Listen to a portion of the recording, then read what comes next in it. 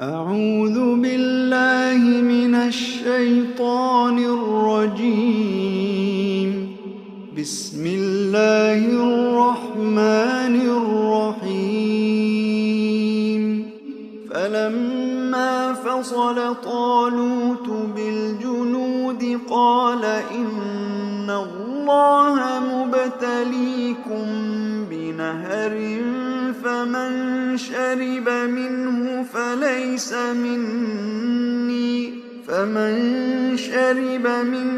فليس مني ومن لم يطعمه فإنه مني إلا من اغترف غرفة بيده فشربوا منه إلا قليلا منهم.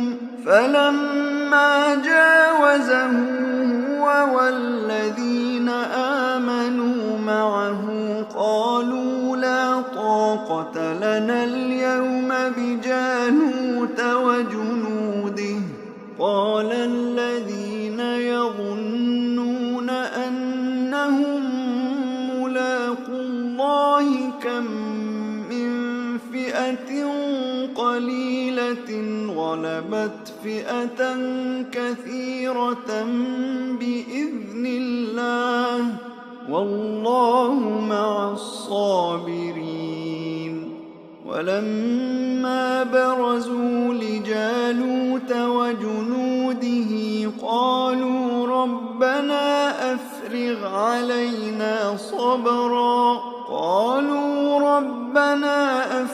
علينا صبرا وثبت أقدامنا وانصرنا على القوم الكافرين.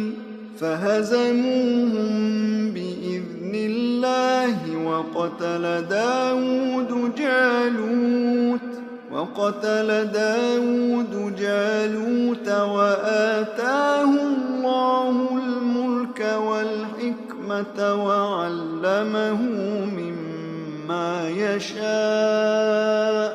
ولولا دفع الله الناس بعضهم ببعض لفسدت الأرض ولكن الله ذو فضل على العالمين. تلك آيات الله نتلوها عليك بالحق وإنك لمن المرسلين.